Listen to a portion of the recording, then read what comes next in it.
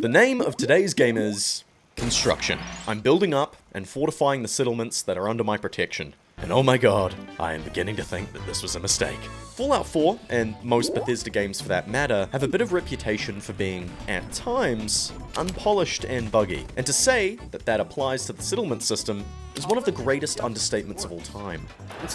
I'm not kidding. As always, mods help, but you can only polish a turd so much. I began building at Quincy, as I had freshly liberated it and wanted to turn it into a bastion of hope for the Commonwealth. And this was my first mistake. See, I used a mod to be able to build at Quincy, but because it's really not meant to have a settlement here, it's a bit difficult to build in. I flat out could not even place items in certain areas and had to resort to getting ingenuitive with my designs. I firmly believe that convenience is the enemy of creativity, and good lord, I got creative. For these little platforms built in the main plaza, I placed down a floor on the road adjacent to where I wanted the floor to go. This was also a technique I used to make the sentry platforms on the garden wall. I made sure to build up extra defenses and platforms, as well as an expansive living area with toilets, not to mention a gorgeous little build on the back of this truck here. And with all that work done, Quincy is complete. Up next is Murkwater construction site and Somerville Place, which were actually both locations I had used as artillery emplacements in the last video. I wanted to start at Murkwater, simply because it was only a short stroll away from Quincy. Now, I'm no architect, and certainly not as talented as Court or Ranger Dave, but I like to think I'm half decent when it comes to building bases. One thing I like to do is to try and give a space purpose. Now that I'm in a proper settlement, I can really get to work. I left the generator room that I had originally built as is, but transformed the bedhouse into a sleeping and eating quarters, and did something similar with a new space right next to it. I zhuzhed up the artillery building, and popped in some crafting tables and item storage, and planted Lord knows how much mud fruit. With the final touch being a concrete wood hybrid wall encasing the settlement, I think I can call Murkwater a success. I like how it looks like a fusion of an outpost and a settlement. Having everything be raised off the ground really helps tie it together and add that slightly shacky look that I love.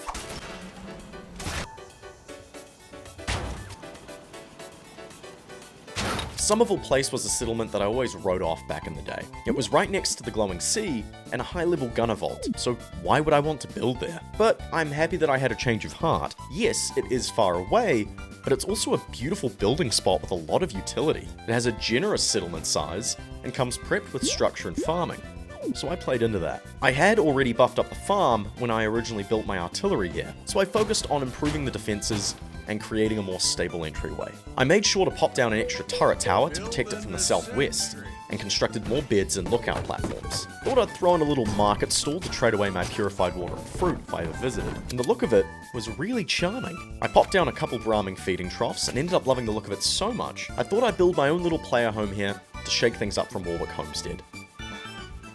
Now, I had 4 prominent and fully self-sufficient settlements established in the south of Boston, firmly cementing myself as the dominant power in this section of the map. And if you go so far as to include Abernathy Farm, this makes for 5 settlements. But do you know what's better than 5 settlements? 7 settlements! I considered Hangman's Alley and the Boston airport for both of these, however I ultimately decided to start building at Dalton Farm. This was a multifaceted reason, primarily because I needed to change a pace from the Commonwealth, and I really just love any excuse to play Far Harbor. For Dalton Farm, I wanted to lean into, well, the farm aspect. So I started off by placing down my usual crops and building a raised little barn house that I used as a storage area. I didn't want to use a fusion generator this time around, so I instead opted for wind turbines, like I have at Warwick. My reasoning being the same, as since they're both right on the coast, they'd be picking up lots of ocean breezes. I wanted to build a big statement piece in the form of a huge barn house with big wraparound porches, and thanks to my plethora of wood and concrete, I got it sorted relatively quickly. I even went so far as to add separated rooms and even some with desks, as I imagine my settlers may want to write home. Living on an isolated island farm would be pretty tough. And, speaking of tough, this is where I want to bring up a challenge I was beginning to encounter and could no longer ignore. You may have noticed some of the Minutemen paraphernalia that I have dotted around, mainly the flagpoles and guard posts. These take steel to craft, And this, combined with the liberal amount of concrete railing I was using, meant I was having to buy lots of steel, but nowhere near as much as aluminium, as I had to scrounge, bargain, and loot for as much aluminium as I could find. So I've established that I have a plethora of wood and concrete to spare, and that steel and aluminium were beginning to be too costly to consistently be used in settlements. So of course, my next settlement would be constructed to call back to the old, scrappy wooden days of settlement building. Why was there a cut to black and dramatic pause? Why are we doing? Oh my god! My build at Nordhagen Beach made a lot of sense in lore.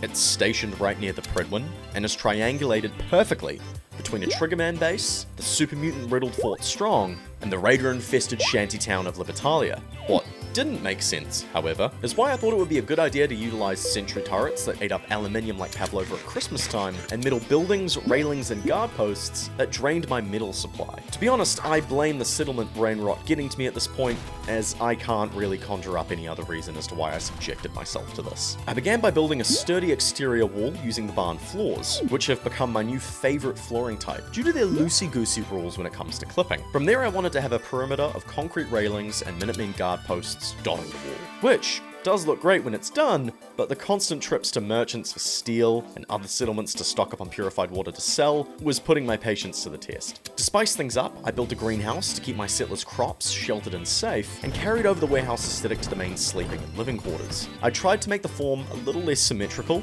and even incorporated some glorious windows for an even more glorious view of the Pridwin. The real eye catch of the outpost, though, is the main control building, where a Minutemen vertibird and artillery emplacement is perched on top. I decided that the main lore behind this settlement is that it's a joint Minutemen Brotherhood outpost, hence the Brotherhood flags, the sheer amount of metal, and some of the knights dotted around. Visually, this has got to be one of my favorites by far, but at this point, I couldn't just hop over to a new location and start building, because I need to answer a very important question.